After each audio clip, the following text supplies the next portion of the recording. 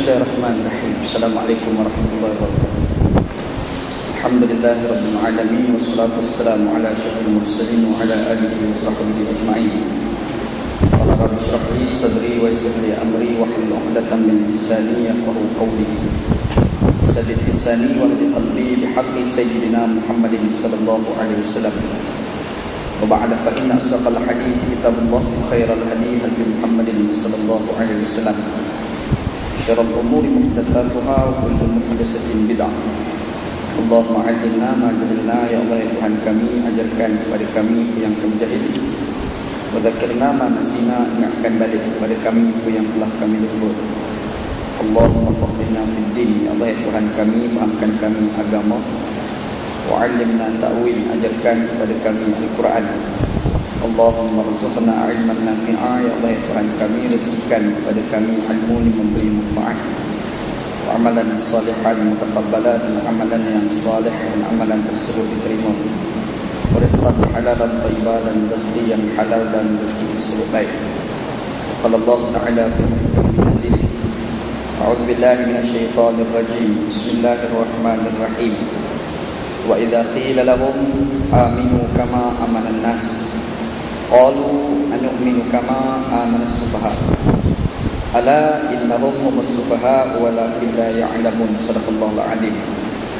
Dan apabila diberitahu kepada mereka, berimanlah kamu seperti mana berimannya sahabat-sahabat Nabi yang lain, lalu mereka mengatakan, adakah patut kami nak beriman seperti mana berimannya orang-orang yang bodoh? Ketahuilah sesungguhnya mereka lah adalah orang-orang yang bodoh, tetapi mereka tidak tahu bahawa sebenarnya mereka itu bodoh. Sadaqallahul azim. Benarlah firman Allah Subhanahu wa taala dalam Al-Quran, surah Al-Baqarah ayat yang ke-13. Alhamdulillah, syukur pada Allah Subhanahu wa taala, pada malam ni kita bertemu di masjid kita ni untuk kita sambung pengajian tafsir kita yang lepas. Mudah-mudahan dengan kuliah tafsir kita pada malam ni mendapat berkatan sisi Allah Subhanahu wa taala, insya-Allah. Dalam kuliah lepas kita ada baca ayat yang ke-11 dan ke-12 yang Allah Subhanahu wa taala sebut dekat kita tentang kita ni kalau jumpa dengan orang munafik, kita kena bagi pesanan. Pesanan yang kita kena bagi tahu pada mereka, yang pertamanya adalah jangan lakukan kerosakan di atas muka bumi. Maksud kerosakan al-fasad di sini ni yang kita disebut, yang pertamanya kufur. Orang munafik ni zahirnya nampak Islam tapi sebenarnya hati dia kufur. Yang keduanya yang dikatakan fasad di sini adalah dia melakukan maksiat. Orang Islam sepatutnya tidak melakukan maksiat. Tiba-tiba ada orang Islam yang melakukan maksiat, ketika itu orang Islam itu adalah orang yang munafik.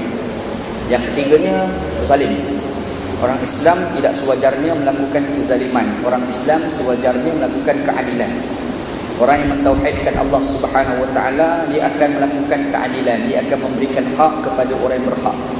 Syahidallahu annahu la ilaha illa huwa wal malaikatu wa ulul ilmi qa'iman bil qist. Allah Taala sebut dalam Al-Quran, telah bersaksilah oleh Allah Subhanahu wa taala bahawasanya tiada Tuhan kecuali Dia. Dan bersaksi itu juga adalah malaikat, dan bersaksi itu juga adalah mereka-mereka yang diberikan ilmu melaksanakan keadilan. Orang yang dikatakan bertauhid, betul-betul Islam, mukmin yang sebenar, dia akan melakukan keadilan. Dia tidak akan melakukan kezaliman. Tiba-tiba ada orang ni dilihat Islam tapi dia melakukan kezaliman, maka orang itu dipanggil sebagai munafik. Alhamdulillah lah. Jadi orang munafik ni Allah Subhanahu wa taala kata bila kita jumpa mereka, kita kena bagi pesanan. Antara pesanan, la tufsidu fil ardh. Jangan kamu lakukan kerosakan di atas muka bumi. Apa makna jangan lakukan kerosakan? Yang pertama, jangan kamu kufur. Jangan dilihat Islam, hati kamu kufur, jangan. Yang keduanya, jangan kamu melakukan maksiat. Sewajarnya kamu tak buat maksiat. Yang tiganya, jangan kamu melakukan kezaliman. Jangan kamu nafikan hak manusia-manusia yang lain. Itu maksud la tufsidu fil ardh. Cumanya problem orang munafik ni, mereka jawab. Mereka kata mereka lah sebenarnya yang melakukan pembaik pilih.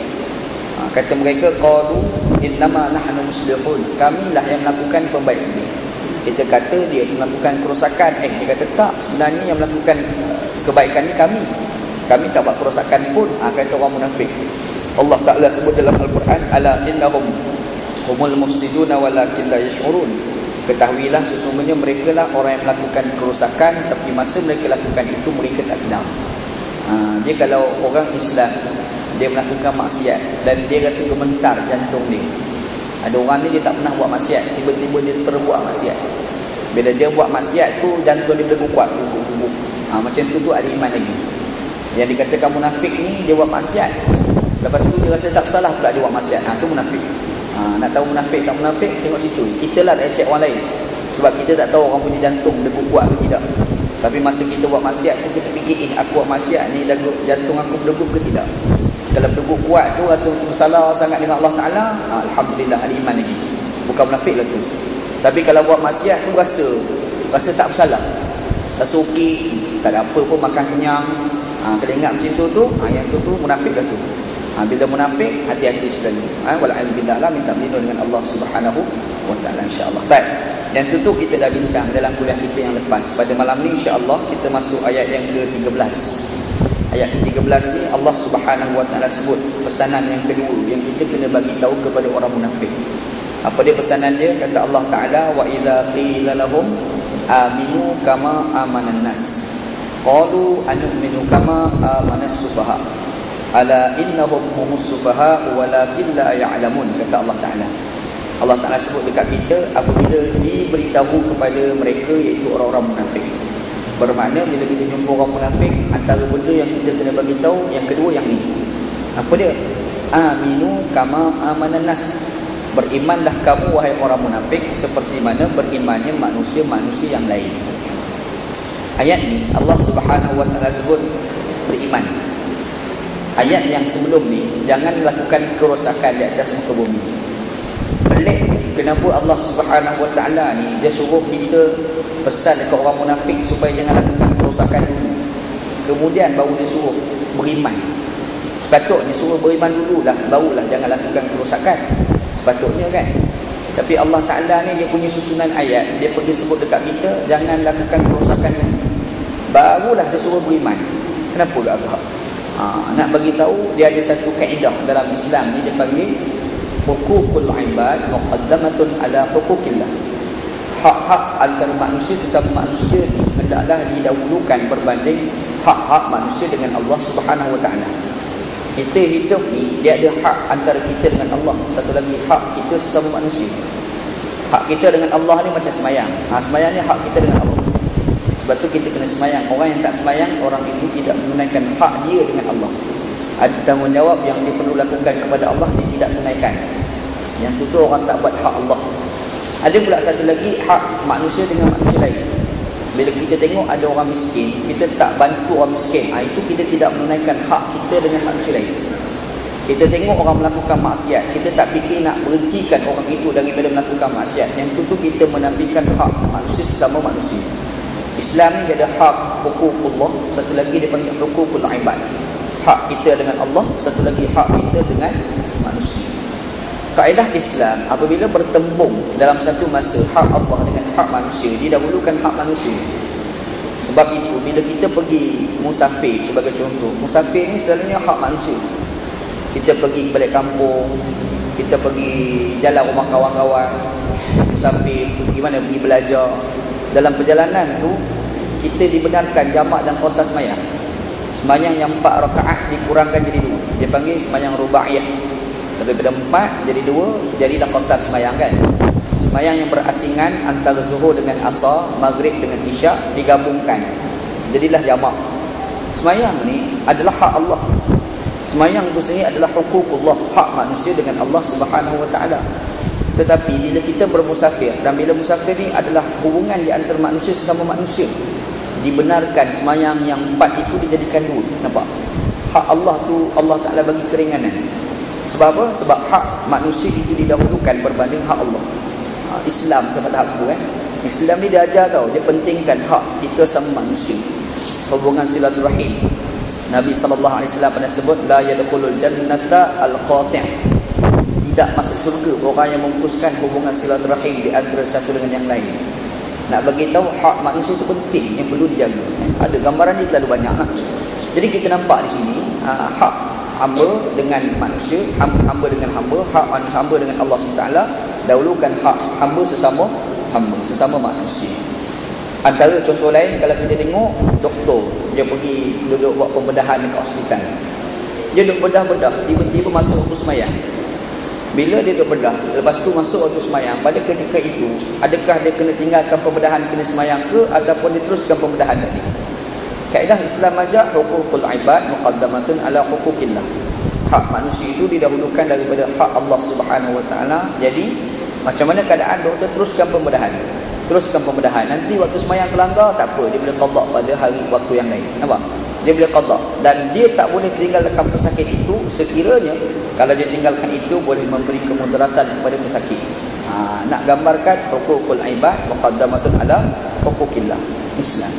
Disebabkan hak Allah Subhanahu, hak manusia sesama manusia didahulukan berbanding hak manusia dengan Allah. Allah Ta'ala gambarkan apabila kita tegur orang munafik, nombor satu, kita tegur la tufsidu fil ardh, jangan kamu lakukan kerusakan di atas muka bumi. Kemudian baru Allah Ta'ala kata aminu kama amanan nas, berimanlah kamu seperti mana berimannya manusia-manusia lain. Baru tiba beriman. Islam ni kaedah dia, kalau kita tengok orang tu kafir, bukan lawan. Kaedah orang kafir ni dakwah. Lawan ni bila dia dah khianat hak orang, bila dia telah menafikan hak orang. Fir'aun dengan Nabi Musa AS. Nabi Musa AS ni dibesarkan dalam rumah Fir'aun. Nabi Musa tu anak angkat pada Fir'aun, duk besar dalam rumah Fir'aun. Allah Ta'ala tak pernah pun suruh Nabi Musa pergi lawan Fir'aun, tak pernah suruh. Tapi bila Nabi Musa AS keluar ke pasar, dia tengok ada dua orang budak Bani Israel, seorang lagi budak Qibti bergaduh. Lepas tu dia suruh duduk diam. Yang budak Bani Israel itu duduk diam, budak Qibti cakap banyak, dia pelempang, mati kawan tu. Pelempang, smackdown dia panggil lah. Kalau kita rajin tengok Gusti, panggil smackdown. Dia bagi smackdown tu, tungging kawan tu, bukan sekadar tungging, mati. Oh, pelempang jenis apa tak tahulah. Tak ada lagi kita tengok Gusti ni, tak ada jenis bagi nombor sebiji mati, tak ada. Habis-habis masuk hospital lah. Yang ni Nabi Musa ni bagi apa mati? Yalah, budak tu budak kampung. Nabi Musa ni besar dalam istana, duk makan susu, duk makan tu, duk makan ni, makanan cukup. Yang orang kampung tak cukup makan, kena pelempang, mati sungguh lah kawan tu kan. Mati Syekh. Bila mati, Nabi Musa AS ni pelempang tu, mati budak tu diketahui oleh Fir'aun. Fir'aun ni marah. Bila marah Fir'aun ni arahkan tangkap Nabi Musa. Nabi Musa AS pun didatangi oleh seorang lelaki tua, maklumkan bahawasanya Fir'aun ni arahkan tangkap Musa. Musa AS pun lari sampailah ke satu tempat yang bernama Madian, nama tempat. Di Madian tu jumpalah dengan anak Nabi Syuaib AS. Nak dia cerita. Lepas tu anak Nabi Syuaib AS, dua orang perempuan, bawa Nabi Musa AS pergi jumpa dengan ayah Nabi Syuaib. Dia Nabi dengan Nabi ni, dia jumpa dia lain sebab dia kenal. Dia Nabi dengan Nabi lah, sama-sama utusan Allah. Dia tengok ni Nabi ni, tak payah cerita Nabi, kadang-kadang sama-sama orang alim pun dia tahu. Orang alim berjumpa dengan orang alim, dia tak sama tau. Dia tengok cara cakap ni alim ni, orang alim. Orang jahil, dia tengok orang alim tak sama, tak seperti mana orang alim tengok orang alim. Kadang-kadang orang alim ni dia boleh kenal orang alim bukan sebab dia bercakap, dia tengok muka tahu ni orang alim. Dia boleh rasa, dia ada pertalian tu kan, ada. Dr. Said Ramadan Al-Buti, ulama Syria. Said Ramadan Al-Buti, ayah dia. Ayah nama Dr. Ayah nama Syekh Ramadan Al-Buti. Orang panggil Maulawi, Maulawi Ramadan Al-Buti. Maulawi Ramadan Al-Buti, ayah pada Dr. Said ni, dia bukan orang Syria, dia orang Kurdistan. Bila dia berhijrah pergi ke Syria, dia jual kapet pada ada orang alim. Ada seorang ulama di Syria alim nama Syekh Hasan Habanakah. Syekh Hasan Habanakah, alim kabir, ulama besar, mengajar dekat Damsyik, Syria. Dia mengajar. Jadi Syekh Maulawi Ramadan Al-Buti, dia tengok ada kuliah, dia berhenti dengan kuliah. Ni orang alim dululah. Orang alim sekarang dia suruh orang dengar dia. Orang alim sekarang kan, orang alim dulu dengar dia kuliah, dia pergi dengan kuliah. Dia pun nak tumpang ilmu, walhal dia orang alim. Dia duduk kat belakang, dia dengar kuliah. Syekh Hasan Habanakah ni masa dia mengajar, bila nampak Syekh Maulawi Ramadan ni, dia terberhenti mengajar, tak jadi mengajar, berhenti sekejap. Dia kata, aku rasalah dalam majlis aku ni ada orang alim. Dia rasa ada pertalian. Ini antara orang alim dengan orang alim, dia lain, dia punya zub dia lain. Nabi dan Nabi pun serupa. Nabi Musa jumpa dengan Nabi Syuaib, dia lain. Dia feel dia lain. Jumpa Nabi Syuaib, Nabi Syuaib yang ni Nabi ni. Sembang. Last sekali kata anak Nabi Syuaib ni, inna khaira man istajartal qawiyul amin. Cantik sangatlah kalau kita ambil budak ni nama Musa AS ni sebagai orang kerja dengan kita. Sebab apa? Sebab dia ni al-qawi, kuat. Tengok badan dia tu sasa. Pelampau orang sampai mati. Sangatlah orang macam ni. Lepas tu al-amin, amanah pun ada. Sebab apa? Anak Nabi Syuaib AS kata dia ni ada amanah. Masa berjalan, asal-asalnya anak Nabi Syuaib AS ni duduk jalan ke depan, Nabi Musa jalan kat belakang. Duk berjalan, Nabi Musa jadi terganggu sebab duk tengok betik kawan tu. Nampak tumit kawan tu. Dia kata, tak kenal kita ni. Inilah kamu duduk belakang, yang ke depan. Kamu isyarat dia ke kanan ke kiri. Itu punya amanah. Kalau kita lagi bagus duduk depan tu. Bahkan duduk jalan kat depan tu, kita nak duduk kat belakang lagi. So kita terbalik sangatlah. Beza dengan Nabi Musa. Jadi nampak amanah Nabi Musa AS. Jadi bila ada amanah tu menyebabkan anak Nabi Syuaib AS kata, inna khaira man istajartal qawiyul amin. Cantik sangatlah kalau kita ambil Nabi Musa ni sebagai orang kerja dengan kita, kerana dia ni al-qawi, kuat. Yang keduanya amanah. Kerjalah dengan Nabi Syuaib AS. Duk kerja, tak tahu lagu mana tahu, kenan ke anak Nabi Syuaib AS. Ngorak-ngorak pula dapat kahwin. Bapak pula Nabi Syuaib ni tawar anak pada Nabi Musa, ambillah anakku seorang nak buat bini. Nabi Musa tawar bini, siapa tak mau? Tak payah cerita orang bujang, orang tua tawar bini pun boleh dia Pak Haji tu kan. Betul, tanyalah Pak Haji tu. Pak Haji nak kahwin lagi tak? Boleh dia Pak Haji tu. Biasalah tu mana-mana pun. Jadi bila kawan ni tawar, ambillah anakku seorang, ambil buat bini. Bapak tua tawar dah ni. Hebat je dah kahwin tu.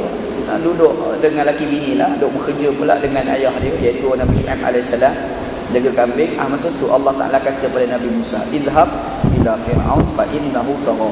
Musa, kau pergi jumpa dengan Fir'aun, kerana Fir'aun tu jahat, lampau sangat, celaka sangat dah. Kenapa Allah Ta'ala dia pergi suruh Nabi Musa AS lawan dengan Fir'aun semasa Nabi Musa duduk dengan Nabi Syuaib? Kenapa tak suruh lawan Fir'aun ni masa duduk sekali dengan Fir'aun dulu? Patutnya duduk dengan Fir'aun dulu dah pergi lawan. Tak, Allah Ta'ala suruh lawan ni lepas duduk dengan Nabi Syuaib. Sebab dalam jangka masa Nabi Musa AS duduk dengan Nabi Syuaib, masa tu Fir'aun ni dia buat jahat. Dia dah zalim, dia dah tindas kaum Bani Israel. Kaum Bani Israel dia tidak mengakui yang Fir'aun ni Tuhan, tak mengaku. Yang dia kata Fir'aun ni Tuhan, kaum Qibti. Di Mesir tu ada dua kabilah, satu dia panggil Qibti, satu lagi dia panggil Bani Israel. Bani Israel dia tak akui yang Fir'aun itu Tuhan. Yang dia kata Fir'aun itu Tuhan, dia kaum Qibti, bangsa lain pula dia kata kaum itu Tuhan. Jadi Bani Israel dia kena tindas disebabkan dia ni kelas kedua di Mesir pada masa itu. Macam kita kat Malaysia ni lah, ada Melayu, ada Cina, ada India tu kan. Jadi macam Cina tu, Bani Israel ni macam Cina, macam India ni. Yang bangsa Induk Malaysia ni Melayu kan. Mesir tu bangsa Induk dia Qibti. Jadi ada bangsa kedua namanya Bani Israel. Nabi Musa tu Bani Israel. Bani Israel tu kena tindas sampai satu tahap suruh buat piramid ni. Kawan Bani Israel buat tu pula tak bayar gaji. Rasa nampak nak lawan-lawan sikit, bunuh selalu. Jahat dia. Jadi bila dah jahat sangat, baru Allah Ta'ala kata izhab ila Fir'aun fa innahu, pergi jumpa dengan Fir'aun, lawan Fir'aun. Kenapa jadi lawan masa duduk dengan Nabi Syuaib? Jawapannya, kaedah orang kafir ni bukan lawan. Kalau orang kafir tu dia tak zalim orang, kita bukan lawan, dakwah, ajak dia pada Islam. Tapi kalau dia dah zalim orang, baru lawan. Yang zalim orang ni kadang-kadang bukan berlaku pada orang Islam, bukan orang kafir ni, orang Islam pun ada zalim orang.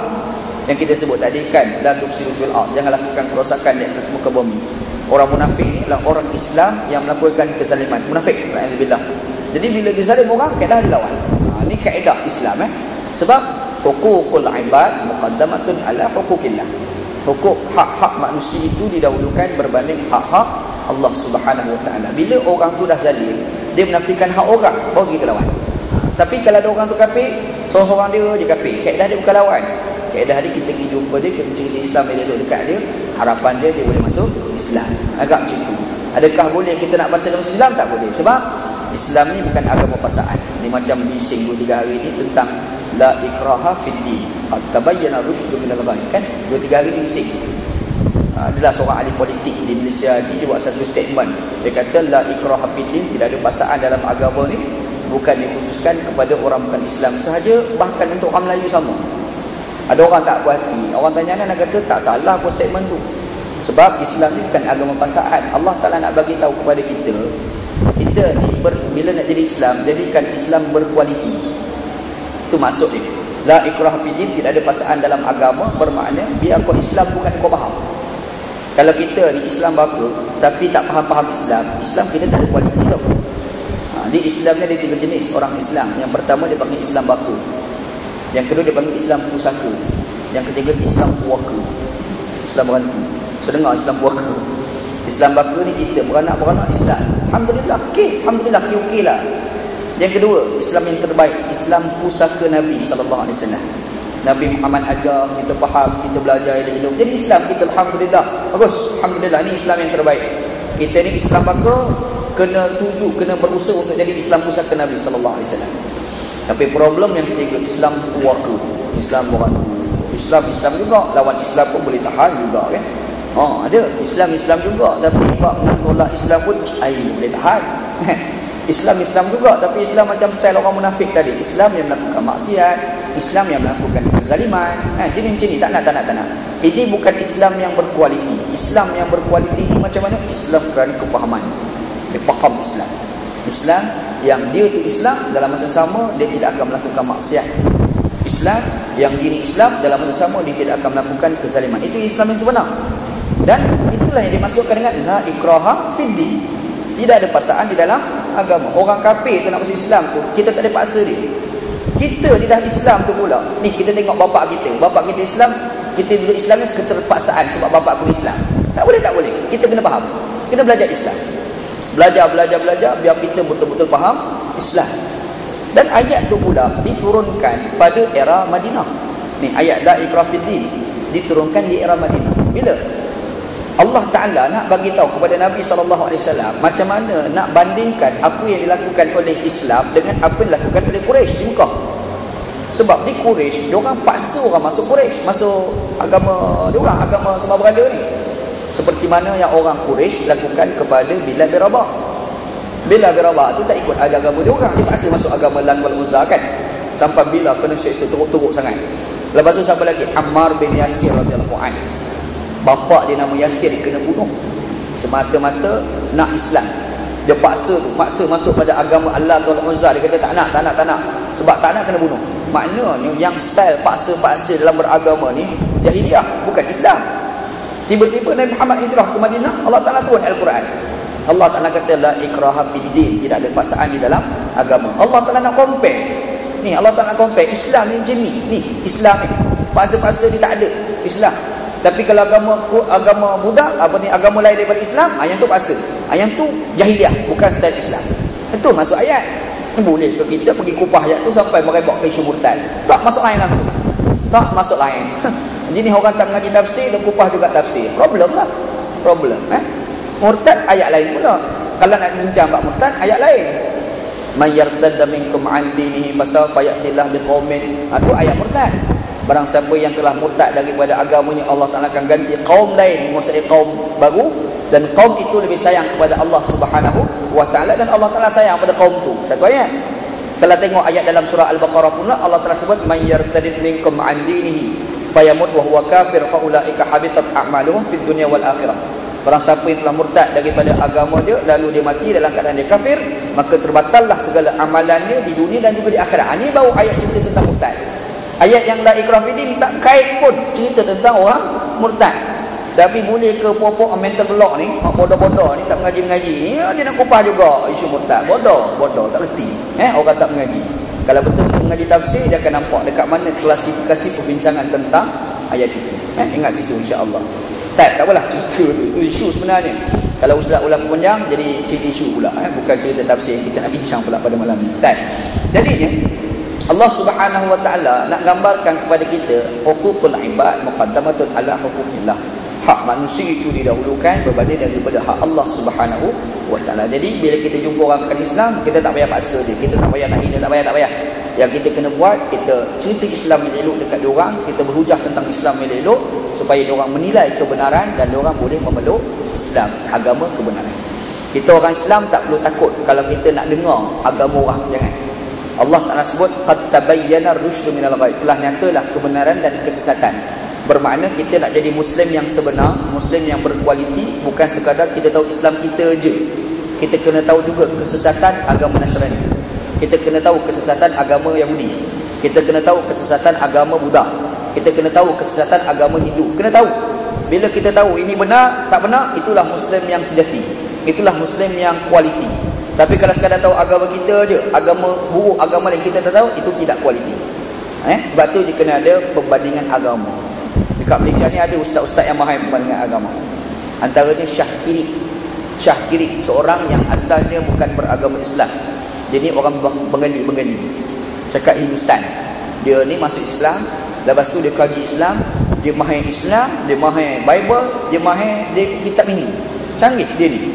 Ana pun kagum dengan dia. Sebab bila dia cerita Islam, dia boleh compare. Tak bagus, alhamdulillah. Kita di Malaysia ada juga tokoh macam tu kan. Kalau kat negara barat sekarang ni ada seorang namanya Dr. Zakir Naik, orang India, daripada India. Dia kalau bujang mana-mana tak pernah buka buku ni, tak pernah buka kitab ni, tak pernah buka Quran. Betul-betul kepala otak dia, betul-betul kepala dia pergi. Kalau dia berdebat tu, yang ahli Kristian tu bawa buku, bawa ni, bawa slide, tak, dia bawa kepala. Bawa kepala, ada kepala, ada mikrofon, okey dah. Itu pun dah okey dah, dia berhujah. Dia bagi hujah berapa ramai orang masuk Islam dekat tangan dia. Nampak perbandingan agama kan. Jadi yang dikatakan perbandingan agama, orang yang mahir perbandingan agama, itulah yang dikatakan sebagai Muslim yang berkualiti. Kita nak jadi macam tu. Adakah tercapai ataupun tidak? Itu soal nombor 2. Usaha ke arah itu, itu kita kena buat. Nak tercapai tu mungkin tak lah kot. Sebab kita ni bodoh, makan bulu, makan belancan tu kan, payah. Makan bulu, makan belancan, pelumpur lah, macam-macam ada dekat kita tu kan. Tapi berusaha ke arah itu perlu ada. Berusaha tu kena ada. Kalau Allah Ta'ala bagi, alhamdulillah. Allah Ta'ala tak bagi, nak buat lagu mana kan.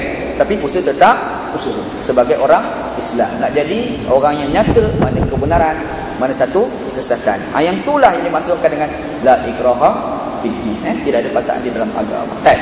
Jadi Allah Ta'ala dia mementingkan hukukul ibad berbanding hukukillah. Disebabkan itu Allah Ta'ala dahulukan ayat wa idza qila lahum la tufsidu fil ard, jangan kamu lakukan kerosakan di atas muka bumi. Ayat yang kedua pula Allah Ta'ala kata wa idza qila lahum aminu kama amanan nas, berimanlah kamu seperti mana berimannya manusia-manusia lain. Maksud aminu di sini ni macam-macam maksud. Ada ulama tafsir maksudkan dengan aminu ni, yang pertamanya kalau orang tu kafir, dia kena beriman dengan maksud dia kena mengucap. Dia kena mengucap. Orang kafir dia tidak akan dikira sebagai Islam kalau tak mengucap. Semayang buat macam mana pun, kalau tak mengucap tak jadi Islam. Mari semayang, Sami Belu mari semayang dekat masjid kita. Jangan halang, biar. Jangan duk halang Sami Belu mari semayang Jumaat sekali kita. Biar ke dia.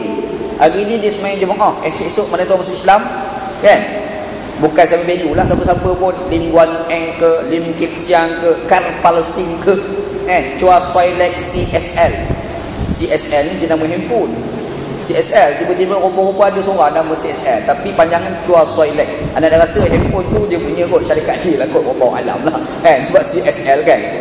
Tak, jadi CSL kalau contoh dia bagi kat masjid kita nak semayang Jumaat, biar jangan duk halang. Chua Soilek ni duduk dari tu, tak nak biar dia semayang. Mari semayang kita. Hari ni dia semayang Jumaat, hari ni dia mari dengar kita kuliah. Mana tahu 3-4 tahun nanti masuk Islam, mana tahu kan.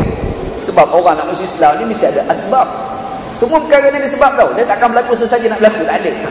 Saja-saja berlaku. Kenapa makan nasi? Entah saja makan nasi. Gila ke apa? Orang nak makan nasi ada sebab. Sebab apa? Lapar. Kenapa makan nasi? Tahu tengok telur. Maksud tak? Dia mesti ada asbab. Asbab ni adalah satu benda yang Allah Ta'ala bagi pada manusia. Manusia kena buat benda tu. Semua juga orang masuk Islam. Memanglah hidayah Tuhan Allah. Memanglah hidayah Tuhan Allah. Tapi asbabul hidayah kita. Asbab, sebab nak jadi hidayah tu kat kita. Sebab itu ada konsep dakwah. Kita kena jumpa orang, kena cerita Islam yang elok dekat dia orang, dan cerita tu pula berhikmah. Itu asbabul hidayah. Kita ajak dia masuk masjid, pergi dengan kuliah, alhamdulillah, okey, fine. Tak payah buat keluar statement tak apa-apa. Orang kafir tak boleh naik masjid sebab dia orang tak mandi wajib. Tak payah buat statement bangga-bangga macam tu. Ni ada ni buat berhujah ni, orang kafir tak boleh datang masjid sebab apa? Tak mandi wajib. Orang kafir kalau mandi wajib, sah ke mandi wajib dia tu? Kadang-kadang ada orang hujah lagu tu. Anak tu dengar tukang hujah macam tu, anak rasa tak sekolahnya tukang hujah ni. Dan masalah yang tu buat hujah tu standard mengaji Azhar. Masalah mengaji Azhar pun banyak. Ngaji Azhar pun tak reti. Padahal tak ada masalah zaman Nabi Muhammad. Berapa ramai orang kafir naik atas masjid. Nabi Muhammad tak pernah suruh pun orang kafir tu mandi wajib dulu. Tak ada. Kalau nak baca kisah berlaku zaman Nabi, lagi ekstrim.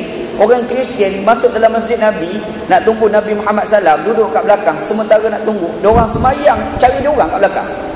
Sahabat tengok, sahabat kita tanya Nabi, Nabi kata biar. Tak marah pula. Dia nak semayang style Kristian di dalam masjid Nabi SAW. Tempat kita tak berlaku lagi. Kalau berlaku, Syekh, bising satu Malaysia. Lepas tu kan? Kawan anak belajar dekat UK, United Kingdom. Dia buat PhD kat sana. Dia cerita dekat sana, mingguan jangan buat ziarah, amal ziarah. Minggu pertama padri pergi ziarah masjid, minggu kedua ulama pergi ziarah gereja. Dia boleh tukar-tukar macam tu. Hebat berlaku dekat barat. Dan last sekali bila ulama-ulama Islam pergi ziarah gereja, geng-geng Kristian pun datang nak pergi dengar apa orang Islam nak cerita. Bila padri pergi ke masjid, orang Islam datang, apa yang padri tu nak cerita. Dalam orang nampak, betul ni Islam, salahnya Kristian. Berapa ramai orang barat masuk Islam, berapa banyak gereja telah tukar jadi masjid. Laku Syekh. Kalau kita yakinlah Islam ni agama betul, tak perlu takut cerita agama Kristian. Kalau kita yakin Islam ni agama betul, orang Kristian nak cerita agama ni, kita tak perlu takut. Sebab apa? Kita tahu tu agama tak betul. Kita pula takut lebih pada orang. Kita lebih takut daripada Kristian tu. Kristian tu tak ada masalah nak dengar agama Islam kita. Yang Kristian nak cerita agama tu, kita pula jadi takut. Macam tak betul pula Islam ni. Padahal kita yakin Islam ni agama betul. Dan kita yakin agama dia orang tak betul. Biarlah dia orang cerita agama ni tak betul tu. Biar kita tahu yang tak betulnya agama dia tu. Nah, aku pelik sebelah orang Islam Malaysia cara berfikir tentang Islam. Padahal tak ada susah mana pun. InsyaAllah. InsyaAllah. Tak apalah. Yang paling penting, macam mana kita nak memahami Islam dalam kerangka yang betul. InsyaAllah. Yang pertama, yang dikatakan amin di sini, orang kafir nak masuk Islam, dia kena mengucap satu. Yang kedua, yang dikatakan aminu di sini adalah orang tu dah Islam dah, tapi dia tidak ikhlas dengan Islam. Ikhlaskan Islam. Ikhlaskan Islam. Jadi Allah Ta'ala sebut wa idza qila lahum aminu kama amanan nas. Kita pergi jumpa orang munafik, kata berimanlah kamu seperti mana berimannya manusia-manusia lain. Maksudnya kau ikhlaskan Islam kamu. Islam, iman kamu tu ikhlas. Ni kamu jadi munafik ni, luar nampak Islam tapi hati kufur, bermakna kamu tak ikhlas dengan iman kamu. Ikhlaskan iman tu. Tu maksud dia. Dan ikhlas tu pula ada orang yang kita nak tiru. Siapa dia? An-nas, manusia. Siapa manusia di sini? Sahabat. Kalau kita baca dalam ayat-ayat yang lain, Allah Subhanahu wa taala disebut kat kita tentang mereka-mereka yang telah dapat hidayah daripada Allah Subhanahu wa taala. Macam kita baca surah Al-Fatihah, siratal ladzina an'amta 'alaihim, jalan yang mereka yang telah diberikan nikmat oleh Allah Subhanahu wa taala kepada mereka. Siapa dia? Minan nabiyyin was-siddiqin wasyuhada was-salihin. Itu para-para nabi, golongan-golongan yang hati dia benar dengan Allah Subhanahu wa taala. Ini sahabat. As-siddiqin wasyuhada, orang-orang yang mati syahid. Dan ketiga, yang keempatnya as-salihin, orang-orang yang soleh. Kenapa Allah Taala senaraikan empat jenis manusia? Ini para nabi, as-siddiqin, sahabat hati yang benar dengan Allah. Yang ketiga ni syuhada, orang mati syahid. Yang keempatnya adalah orang soleh. Kenapa? Sebab kita ni kadang-kadang kita nak buat satu benda, kalau tak ada contoh kita tak reti nak tiru, tak reti nak buat. Mari ustaz mengajar bab semayang dekat sini, dia mengajar bab semayang pungkang. Yang kita ni tak pernah semayang. Pening Syekh, macam mana semayang ni? Kita tak pernah semayang. Ustaz ni cerita semayang ni angkat takbir, dia tak tunjuk pula cara. Tak reti. Ustaz tu kata kita nak semayang ni angkat takbir. Macam mana angkat takbir? Tangan ni ambil ibu jari tu letak kat telinga. Kita tu bayang macam mana tak faham. Nak faham ni ustaz tu kena berdiri, dia tunjuk isyarat. Macam ni. Kita pun macam ni. Nampak? Dia kena ada tiru tu. Dia kena ada tiru. Baru bila ada orang yang kita tiru, senang kita nak buat. Supaya juga beriman. Kita nak beriman, tapi nak beriman macam siapa? Soalan juga kan. Jadi ada yang Allah Ta'ala buat contoh-contoh yang kita kena tiru. Siapa dia? An-nas, kata Allah Ta'ala. Dan An-nas di sini ni merujuk kepada para sahabat. Sebab apa merujuk kepada para sahabat? Sebab sahabat Nabi ni hebat. Sahabat Nabi ridwanullah alaihim ajma'in ni hebat.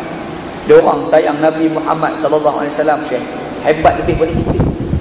Kita dia rasa sayang pada Nabi. Macam mana bukti kita sayang pada Nabi? Selawat kuat-kuat.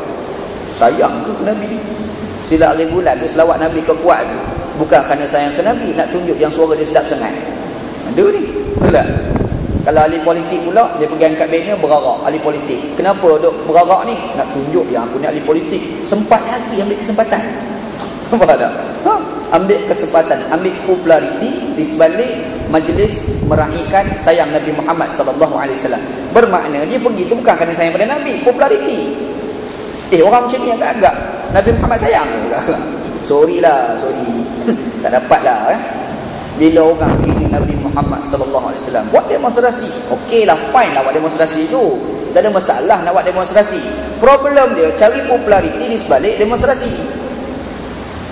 Dan mencari populariti di sebalik penghinaan terhadap Nabi Muhammad SAW adalah hina.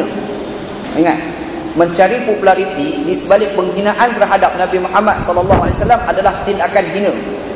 Kita ni kalau betul-betul sayang Nabi Muhammad, tak fikir nak cari populariti tau. Ini tak sempat lagi cari populariti.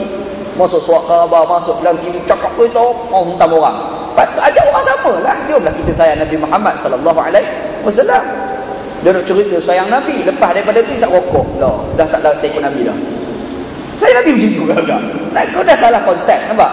Dia tu yang pergi berawak demonstrasi nampak? Nak cari populariti, bukan sayang Nabi, nampak? Sahabat Nabi, Syekh sayang Nabi, bukan dah bolok. Sahabat Nabi ni, sayang Nabi ni, nyawa sanggup lagi tebus untuk Nabi SAW. Sahabat Nabi dulu sayang ke Nabi, duit habis. Abu Bakar As-Siddiq tu kaya, korporat besar, businessman, duit banyak, miskin sebab sayang Nabi Muhammad sallallahu alaihi wasallam. Umar Al-Khattab tu bukan calang-calang manusia. Kita baca cerita dia, kita dengar cerita, kita respect tau orang nama Umar Al-Khattab. Tapi punya sayang ke Nabi Muhammad sallam, bila berita kewafatan Nabi, dia cukup boleh terima. Sayang sangat. Sampai mengamuk-ngamuk. Siapa kata Muhammad mati pun nak bunuh orang tu. Dia punya sayang tu. Sayang ke Nabi tambah-tambah tu. Abu Bakar pula jadi jam. Masa tu Abu Bakar dia urus jenazah Nabi Muhammad sallallahu alaihi wasallam dengan Ali. Dia urus jenazah, tiba-tiba dengar Umar mengamuk kat luar. Jangan kata Muhammad mati, sampai mati pancung orang tu. Dah, mengamuk kat tahap tu. Abu Bakar kata ini menyusahlah dia ni seorang. Keluarlah Abu Bakar, dia pergi jumpa. Dah cukup. Tak nak aku nak mengamuk kat hari ni. Tak main nak mengamuk pula Umar ni kan. Dah relax dulu, biar aku cakap dulu. Umar ni kena maki, kena marah lah, bukan maki, kena marah. Abu Bakar ni angkat suara. Abu Bakar ni orang lembut. Abu Bakar ni karakternya orang lembut. Dia tak cakap tinggi. Dia suara dia rendah-rendah dia cakap. Karakter Abu Bakar As-Siddiq. Umar ni dia orang garang. Kalau orang kata mungkin rasan. Asyik orang jenis kaki gaduh. Kaki nak pukul orang, kaki cepuk orang. Ni orang nama Umar Al-Khattab. Kalau Umar mengamuk, itu standard Umar. Pasal dia lah mengamuk. Sebab dia memang jenis mengamuk. Abu Bakar ni bukan jenis orang mengamuk. Jadi bukan jenis marah orang, dia lembut. Dia. Kalau tengok apa pun, dia ambil side yang lembut-lembut dia. Ini orang Abu Bakar As-Siddiq. Tiba-tiba Abu Bakar tengok Umar mengamuk, dia pergi marah. Umar pun diam. Jam lah Umar pun. Kawan ni slow, tiba-tiba kuat. Pelik ni. Kan? Dia pun diam. Diam tu, Abu Bakar pun berucap. Apa kata Abu Bakar As-Siddiq? Man kana ya'budu Muhammadan fa inna Muhammadan qad mat. Man kana ya'budu Allah fa inna Allah hayyun la yamut. Barang siapa yang sembah Muhammad, sesungguhnya Muhammad itu telah meninggal dunia. Barang siapa yang sembah Allah, Allah Ta'ala itu hidup, tidak akan mati. Itu perkataan Abu Bakar As-Siddiq. Gambarannya Umar Khattab ni dikarang tu. Ni Umar Khattab. Dia punya sayang ke Nabi sallallahu alaihi wasallam. Kita baca cerita dia, bila dengar berita kewafatan Nabi sallallahu alaihi wasallam, dia tak berapa nak boleh terima. Sebab sayang. Isunya sayang. Nyawa pun sanggup gadai semata-mata Nabi Muhammad sallallahu alaihi wasallam. Siapa dia? Abu Bakar As-Siddiq. Susah Syekh nak hijratul Rasul sallallahu alaihi wasallam. Orang ikut jalan lain. Nabi Muhammad dengan Abu Bakar ikut laluan lain. Dua orang pergi masuk dalam gua. Suruh Nabi Muhammad, Rasulullah tidurlah atas belakang, tidurlah. Tengah duduk tidur tu ada pula kalau jengking pergi gigit kaki. Nak punya sayang Nabi, tak gerak kawan tu, biar tidur. Sebab takut-takut Nabi Muhammad SAW tersedar tidur. Sayang pada kalau kita suruh pakai aku kena. Kalau kita macam tu, apa dah? Kita Syekh beza tau, beza. Sayang kita dengan sahabat Nabi dulu, sayang Nabi Muhammad sallallahu alaihi wasallam. Hebat. Kalau kita nak banding memang jauh lagi dah bumi. Dia orang sayang Nabi ni ikut betul-betul ikut Ali bin Abi Talib. Kita baca cerita Ali. Sayyidina Ali ni, satu hari dia naik kenderaan. Bila naik kenderaan, dia baca subhanallazi sakhkhara lana hadza lah, yang kita dah baca tu kan. Kemudian dia takbir 3 kali. Lepas takbir 3 kali dia senyum. Orang pelik pun kat pahal pula si Ali pergi senyum. Orang pun pergi jumpa Ali, kita tanya, "Li, macam mana kamu ni senyum seorang-seorang?" Dia kata, "Dulu aku naik unta bersama dengan Nabi. Aku duduk depan Nabi, Nabi Muhammad naik unta. Nabi Muhammad SAW baca macam aku baca lah. Baca doa tadi, subhanallazi sakhkhara lana tadi tu. Lepas tu Nabi Muhammad takbir 3 kali. Dan Nabi Muhammad senyum sebab aku depan Nabi. Dan tu yang kamu buat ni, walaupun tak ada orang depan aku senyum juga sebab nak tiru Nabi." Tu dia tiru Nabi, Syekh. Kita mampu nak tiru kan, Syekh tiru Nabi SAW. Abdullah bin Umar, anak kepada Umar bin Khattab, sayang Nabi, sayang sungguh. Nabi Muhammad SAW dah wafat. Dah masa saat hidup Nabi dulu, dia berjalan sekali dengan Nabi sampai ke satu tempat, dia ada pokok dan ada dahan. Nabi Muhammad sampai ke situ, Nabi Muhammad jalan bawah dahan tu, tunduk sebab ada dahan. Lepas Nabi Muhammad wafat, Abdullah bin Umar lalu ke situ juga, tapi pokok dah tak ada dah. Pokok dah tak ada, dahan dah tak ada. Sampai ke situ tunduk juga. Kenapa tunduk? Tiru Nabi SAW. Kalau kita lah tiru apa ni, bodoh. Kita macam tu kan. Kalau kita ada ayat bodoh, kita kata. Tapi Abdullah bin Umar kata, inilah tanda aku sayang Nabi Muhammad SAW. Syekh, sahabat dulu, kita boleh macam tu. Sorry. Kita memang tak ada apa-apa sebegini kan. Gambaran ni orang sayang Nabi.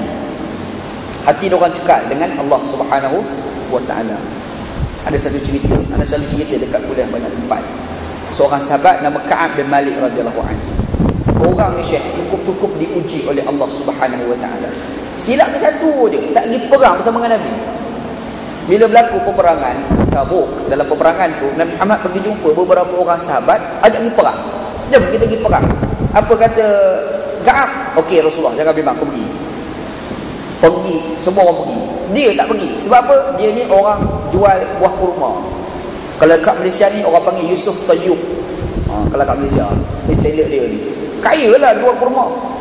Dan dia ni kurma tu pula masa tu musim panas. Ni kurma time tu lah sedap. Dia musim panas sangat, itu time kurma main sedap.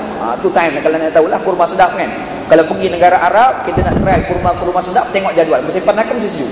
Pergi musim panas, kurma memang sejuk, memang sedap masa tu. Jadi musim panas, lepas tu kurma tengah sedap. Kalau jual kurma mesti laku punya kali ni. Tiba-tiba Nabi Muhammad kata, jom perang. Perang pula. Ni time nak jual buah kurma, dia pula jadi perang. Dia duk berbelah bagi, nak pergi tanah. Pergilah satu pasar, pergi 2 pasar, pergi 3 pasar, pergi last kali. Biarlah pokok pergi, biar berjaya. Dia tak pergi, duduk dekat Madinah. Dia pergi kat pasar. Dia terkejut sebab dekat pasar ni ada geng-geng orang yang tak wajib berperang. Perempuan, orang tua, apalagi kanak-kanak. Kalau ada orang sihat, muka munafik. Sudah, aku ni geng mana agak. Dia dah confused. Aku ni munafik ke tidak? Dia rasa salah dah dengan Nabi Muhammad SAW. Nabi Muhammad pergi perang, balik daripada perang, Nabi Muhammad terus pergi ke masjid. Dan Nabi ni balik daripada musafir, dia takkan balik rumah dulu. Nabi Muhammad pergi masjid dulu. Kita tak balik musafir, balik rumah dulu. Masjid hari kedua baru pergi. Tu kita kan. Nabi Muhammad SAW dia pergi masjid dulu, sembahyang 2 rakaat. Masa sembahyang, geng munafik mari duduk belakang Nabi sallallahu alaihi wasallam. Geng munafik orang ramai. Habis sembahyang, paling tu berkumur geng munafik bagi alasan. Rasulullah, kami tak pergi perang sebab ni. Macam-macam alasan. Ni nak kahwin, aku nak kahwin. Ada dah alasan tak apa-apa tu kan. Nabi Muhammad pun layan. Kita layan orang yang tak best. Layan dalam keadaan boring. Nampaklah keboringan tu. Abdullah Ka'ab bin Malik pun ada juga, tapi tak ada ramai-ramai, duduk kat buti masjid. Sebab kalau dia pergi dekat dengan dia sekali munafik. Dia duduk kat buti masjid. Nabi Muhammad SAW nampak, Nabi Muhammad syarat dengan tangan, panggil datang dekat. Dia pergi dekat Nabi. Sampai dekat Nabi Muhammad tak sempat tanya, dia terus bagi jawapan. Rasulullah, aku tak pergi perang sebab buah kurma. Asal masalah. Jawapan terang-terang, terus daripada hati dalam dia. Aku tak pergi perang Rasulullah memang kerana buah kurma. Mengaku selalu salah depan Nabi SAW. Nabi kata, kau balik, tunggulah urusan daripada Allah Subhanahu wa ta'ala. Balik Syekh, balik. Duk balik, duk tak lama, Nabi Muhammad SAW hantar satu utusan, bawa surat pergi pada Ka'ab bin Malik, mengatakan Ka'ab bin Malik diboykot. Sahabat Nabi jangan bercakap dengan Ka'ab bin Malik. Jangan. Ka'ab bin Malik ni dia pergi dengar kuliah Nabi macam biasa, dengar khutbah Nabi macam biasa, pergi sembahyang Jumaat macam biasa. Tapi lepas sembahyang Jumaat, lepas kuliah, lepas khutbah, pergi duk bersembang dengan kawan-kawan lari, tak nak bercakap. Oh, jam Syekh. Pergi dekat lari. Sorang-sorang. Balik rumah. Bila balik rumah tu, datang pula seorang utusan Nabi bawa surat, bagi tahu dengan bini pun tak ada dua sekali. Oh, lagi jam. Dengan bini pun tak ada dua sekali. Lagi berat. Dah jam dah situ tu. Duk tak lama, Rom. Sebab peperangan Tabuk ni antara Islam dengan Rom pada masa tu. Rom tu dapat tahu yang Ka'ab bin Malik kena boikot. Rom tu hantar pula surat, jumpa dengan Ka'ab, bagi surat pada Ka'ab. Apa dia? Jom kita bergabung dengan Rom. Kita bagi macam-macam kemewahan dengan dekat Rom. Lepas tu, apa tugas kamu? Rancang nak bunuh Nabi Muhammad. Rosakkan kerajaan Nabi Muhammad sallallahu alaihi wasallam. Bila dapat surat, Syekh menangis orang nama Ka'ab ni. Dia koyak surat tu, dia bakar, dia kata apa? Aku sayang Nabi Muhammad. Biarlah Nabi Muhammad boikot aku. Biarlah sahabat Nabi boikot aku. Biarlah Nabi Muhammad kata bini aku tidak dengan aku. Yang penting aku sayang Nabi Muhammad sallallahu alaihi wasallam. Tu orang nama Ka'ab bin Malik. Dia sabar tahap-tahap tu tau. Malam-malam Syekh minta ampun dengan Allah SWT. Minta ampun. Sampailah satu ketika Allah Subhanahu wa taala turunkan ayat Quran. Allah Taala memaafkan kepada Ka'ab bin Malik. Duduk kat rumah, duduk sembahyang tahajud tu, nangis-nangis tu, tiba-tiba dengar suara sahabat-sahabat Nabi datang di rumah. Seronoklah wahai Ka'ab, gembiralah wahai Ka'ab. Dia kata, ini cerita best kot tentang aku ni. Dia pun keluar rumah, tengok sahabat Nabi dah senyum dekat dia, dia rasa lega banyak. Kawan tu kata, jom kita pergi masjid, Nabi Muhammad tunggu kat masjid. Pergi sampai dekat dalam masjid, Nabi Muhammad pula senyum dia. Seronok banyak. Sebelum sampai kat masjid tu pula, ada pula seorang sahabat tengok, jumpa Ka'ab. Dia kata, Ka'ab, kami tak pernah buat silap pun dengan Allah. Tak ada pun ayat Quran cerita pasal kami. Kamu buat silap, ada Quran cerita pasal kamu. Hebat kamu ni. Masuk jumpa Nabi Syekh, Allah Ta'ala, Nabi Muhammad terus baca satu firman Allah Ta'ala tentang kemaafan yang Allah Ta'ala berikan kepada Ka'ab bin Malik.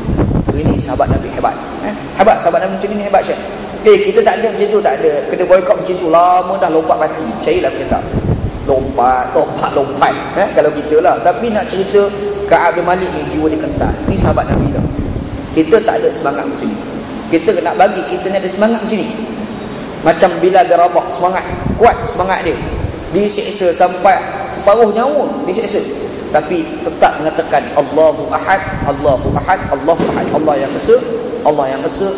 Nabi Muhammad tu Nabi yang ni cerita Ka'ab bin Malik. Inilah Bilal bin Rabah, Ammar bin Yasir, orang yang kental. Orang macam ni kita kena tinggi. Allah Ta'ala pesan kepada orang munafik. Allah Ta'ala kata kepada kita, wahai orang beriman, bagi tahu kepada orang munafik apa dia? Aminu kama amanan nas. Berimanlah kamu seperti mana berimannya manusia lain.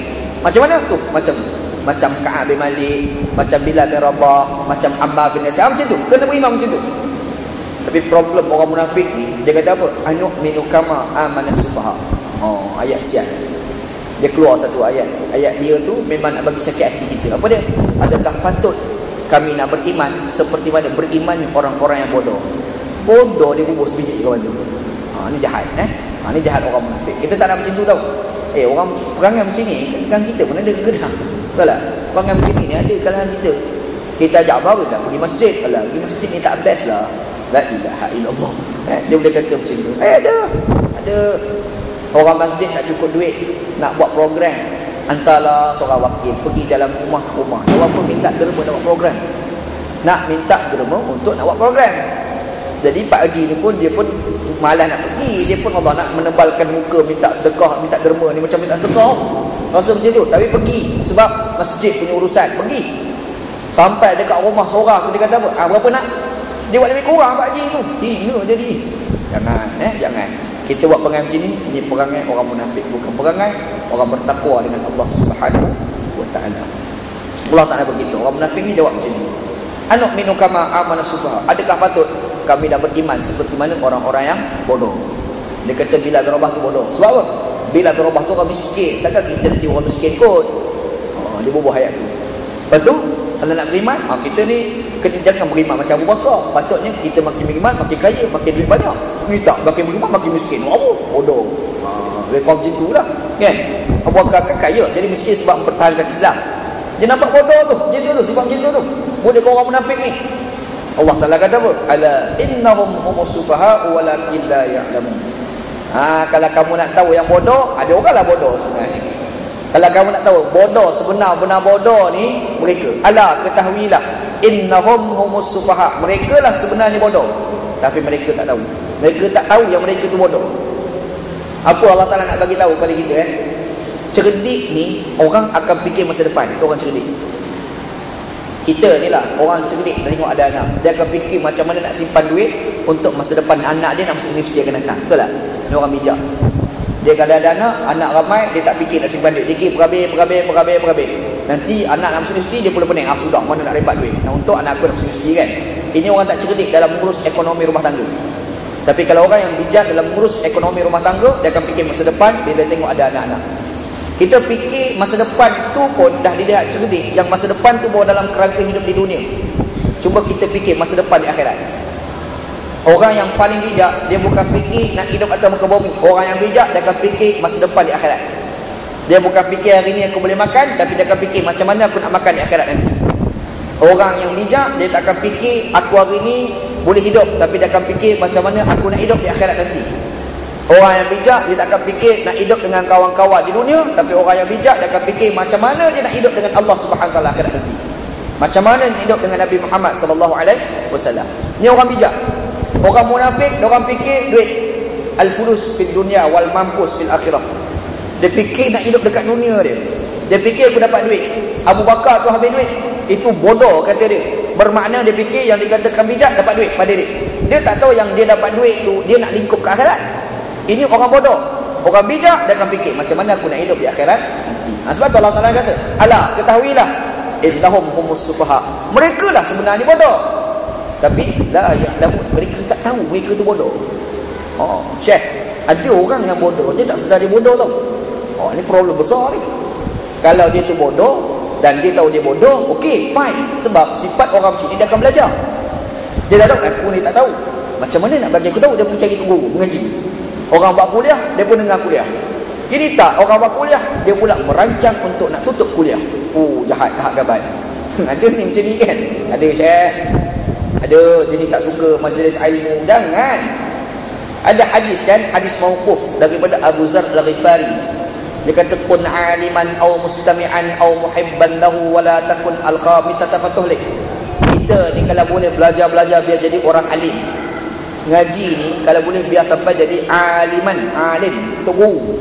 Dengar kuliah ustaz sampai satu tahap kalau ustaz tak boleh datang, kita boleh ganti. Nak macam tu. Ni kadang-kadang mengaji lama dah, nak mengajar pula tak reti kan. Tak apa. Ada yang kedua, muta'alliman, belajar pakai mic. Ada kawan anak seorang mengaji di pondok, anak masuk di pondok, kawan anak tu dah 4 tahun dah duduk di pondok. Masuk di pondok kat Kelantan, kawan anak tu dah 4 tahun duduk kat pondok. Anak duduk kat pondok tu 3 tahun, pergi pula belajar Pakistan 4 tahun. Pergi pula di Mesir setahun, balik pergi ke pondok, duduk lagi pondok kawan anak tu. Kita dah mengaji lama, mengajar dah kita ni. Dia duduk pondok lagi. Anak kata, "Wish, lama dah kita ni mengaji ni. Kenapa tak mengajar?" Dia kata, "Aku boleh mengaji ya, mengajar tak pandai." Kau tu kata, "Tak apalah tu, muta'alliman, jadi orang mengaji okeylah, fine." Orang yang nak kepada ilmu kan. Okey. Tapi kalau tak boleh mustami'an, jadi pendengar ilmu. Jadi pendengar pun okeylah, nak mengaji rasa tak pandai pasal bodoh. Benok-benok. Benok ni bukan benda ikhtiari, benok-benok ni kerja Tuhan. Tuhan bagi kita jadi bodoh. Tak larat nak mengaji, benok situlah kita ni kan. Tak apa, pendengar ilmu. Masuk majlis ilmu, dengar ustaz syarah, jangan sekali terlena, tak apa. Tapi jangan dengkur kuat dah. Ni kadang-kadang dah ada depan ustaz, lepas tu dengkur pula. Dengkur tak apa lagi, kuat pula. Last kali orang bukan dengar ceramah ustaz, orang pergi dengar dengkur orang depan ustaz. Jadi hal lah berlaku ni. Ustaz pula jadi terganggu lah, Mamat nak pergi dengkur depan aku lah pula kan. Ada. Anda pernah pergi kuliah ke satu tempat, anda respect Pak Haji tu. Sebab dia kalau dengan kuliah, dia suka duduk depan meja. Tak ramai mana pun jemaah ada kat satu pejabat, bukan kat masjid, kat pejabat pergi mengajar. Jemaah tu tak ramai mana, tapi dia nak tunjuk dia bersuku ilmu, dia duduk depan meja. Kalau dengan kuliah tu lenggok muka kita tengok. Tapi problem dia, duduk tak lama dia duduk. Tak apalah tidur tu. Aku tak marah dia tidur, yang aku tak jam tu Dengkur tu pula kuat lah sekali. Yelah depan meja, orang tengok depan meja je lah, orang tak tengok lah atas meja tu. Ini dah lah. Tapi tak apalah, fine. Mustami'an, pendengar ilmu.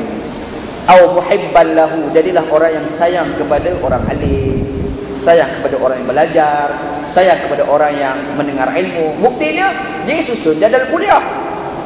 Dia sayang ke majlis ilmu ni, dia susun jadwal kuliah. Tapi time kuliah dia tak ada. Time kuliah dia tak ada. Sebab dia pergi beli roti canai nak makan lepas kuliah nanti. Ada tak? Ada. Okey lah tu. Agak pun bangga dia orang macam tu. Sebab kalau tak kerana dia, tak kuliah mana kita pun. Betul tak? Kalau tak ada dia, tak apa nak kuliah mana kita pun. Orang macam tu okey lah, sebab dia sayang. Yang teruk yang kelima ni, wala takun al-khamisata, jangan jadi orang kelima. Macam mana kelima? Semua dia tak suka. Orang alim tak suka, orang belajar tak suka, orang dengar ilmu tak suka. Orang pergi jemput ustaz kuliah, dia pergi marah. Kenapa kau jemput ustaz? Oh, dia pergi marah. Orang yang macam gampang. Untuk orang macam tu. Allah kata Abu Zal Al-Ghifari, patuh lik dia ni adalah punca kerosakan berlaku di atas muka bumi. Dia lah punca kerosakan. Kita tak nak jadi macam tu. Kita nak jadi orang Islam yang sebenar, Muslim yang berkualiti, bukan seperti mana orang munafik. Macam mana? Mesti bermula daripada ilmu. Ilmu yang kita nak belajar ni, satu, ilmu hidup kita di dunia. Tapi ada satu ilmu yang kita kena belajar, macam mana kita nak hidup di akhirat. Ini ilmu penting. Barulah kita dikategorikan sebagai orang yang bijak. Inilah orang bijak di sisi Allah Subhanahu wa taala. Insya-Allah. Mudah-mudahan kita jadi orang bijak seperti mana dikehendaki oleh Allah SWT. Mudah-mudahan kita jadi orang bertakwa dengan Allah Subhanahu wa taala, dan mudah-mudahan kita tak jadi seperti mana orang munafik. Dan insya-Allah Allah Taala akan kurniakan syurga dia kepada kita lah, insya-Allah. Wallahu a'lam. Sallallahu ala sayyidina Muhammad wa ala alihi wa sahbihi ajma'in. Alhamdulillahirabbil alamin. Bismillahirrahmanirrahim. Alhamdulillahirabbil alamin, wassalatu wassalamu ala asyrafil mursalin wa ala alihi wa sahbihi ajma'in. Allahumma rzuqna ilman nafi'a, ya Allah ya Tuhan kami, rezekikan pada kami ilmu yang memberi manfaat, wa amalan salihan mutaqabbalan, dan amalan yang salih, amalan tersebut diterima, wa rizqan halalan thayyiban, dan rezeki yang halal dan rezeki tersebut baik. Rabbana atina fid dunya hasanah, ya Allah ya Tuhan kami, berikan pada kami kehidupan kami lebih baik, fil akhirati hasanah, dan juga di akhirat baik, wa qina adzabannar, selamatkanlah kami daripada azab api neraka. Sallallahu ala sayyidina Muhammad wa ala alihi wa sahbihi ajma'in. Alhamdulillahirabbil alamin. Taqabbalallahu minna.